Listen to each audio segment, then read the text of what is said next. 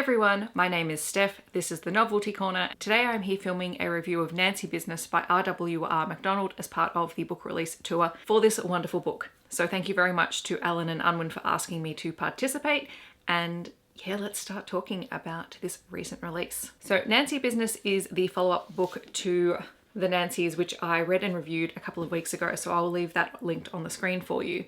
And it is a cozy mystery story that is set in New Zealand, and the author himself is originally from New Zealand and lives in Melbourne. Both stories follow a young girl, Tippy, who lives with her single mother. In each of these stories, her uncle returns from Australia with his partner Devon, and they end up investigating all sorts of mysteries in this small New Zealand town. In a moment, I'm going to read you the summary of Nancy Business.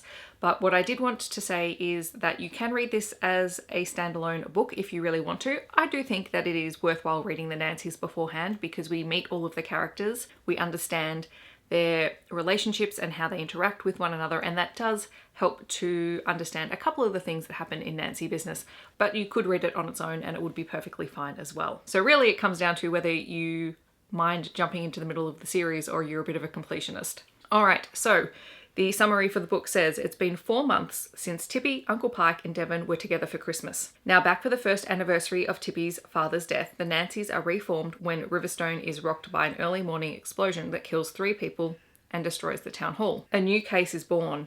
Is the accused bomber really guilty? Is there a second bomber? And if so, does that mean a threat to destroy Riverstone Bridge is real? And is asparagus a colour?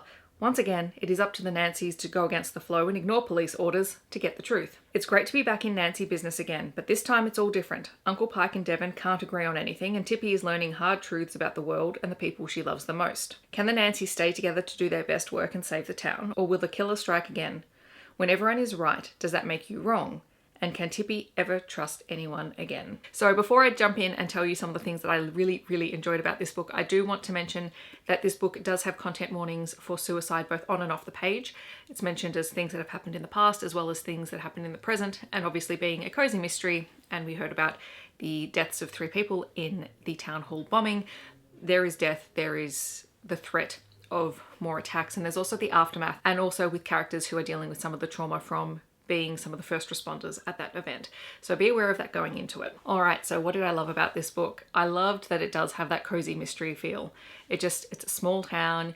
You've got family investigating this mystery together and trying to solve it together. You've got a huge amount of humor woven into it as these characters make missteps and think that they know what's going on, but then end up realizing that no, maybe perhaps they were led down a different path by the supposed clues. And it's not the kind of mystery suspense story where you're constantly stressed out about what's going to happen next. You want to know what's going to happen next, the suspense is there, but you don't have that same level of anxiety, or at least I didn't while I was reading it. I think I mentioned in my review for the Nancys that because Nancy is 11 years old, I think she's still 11 years old in this book, she is a child and we're getting the story from her perspective, and so when all of the adults around her are making adult references or adult jokes, she sometimes picks up on it and sometimes she doesn't, but we as the reader understand it, and I really love that element of the story because she is young and she is quite innocent, and so she has all of these adult characters around her dealing with adult issues, and she only picks up on half of the nuances of that most of the time. And I really liked that element of it because, one, it helps keep her innocence and her age relatively accurate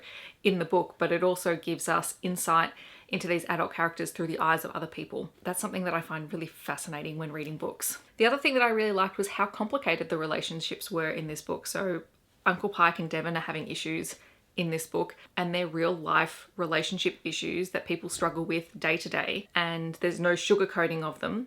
They don't know how to deal with it. They're not communicating effectively, and it comes down to what do they really want? What do they want out of the relationship, and how are they going to try and make that work? And it's not easy in this book. They have to work through it, and they really have to step up and be the adults. And this is really important in the story when Tippy begins to find out some additional things about her father that she hadn't known about, that really upset her and cause her to withdraw from the adults, and they have to band together and work together because she is the center of their world, and yet she won't talk to them anymore because she feels betrayed and she doesn't feel like she can trust any of them because they're not acting the way that she expects them to act. As always, R.W.R. MacDonald has included an intense amount of flair in this story. Uncle Pike and Devon, despite their issues with each other, are not above making a fashion statement in this book, and it is glorious. They are also in the middle of refurbishing a house that they've purchased in the town so that when they do visit, they've got a place to live. We get a lot of the house renovation talk, and we get Devon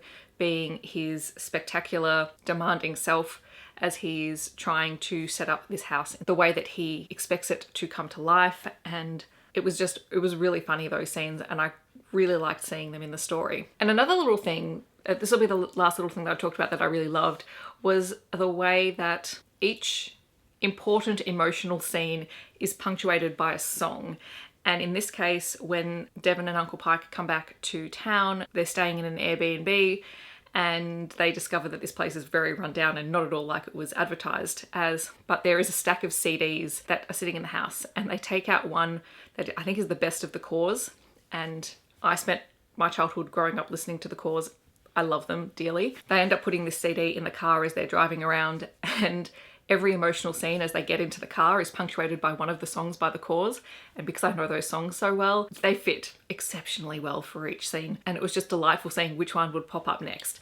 And I loved that. So if you are looking for an easy to read mystery that has a lot of heart, has a lot of family dynamics, and tons of humor thrown in, Nancy Business is definitely a book to check out. In the description, I will leave a link to where you can check out Nancy Business for yourself, as well as the author's website and all of those details. If you have read this book, I would love to hear your thoughts on it, or if you're planning on reading it, I would love to know if you are planning on picking it up in the future. If you want to let me know you are here but you don't want to leave a comment, feel free to leave a bomb emoji in the comments, because this cover is covered in very artistic little explosions and I love it. I hope that wherever you are in the world, you are staying safe and healthy, and I will see you in my next video.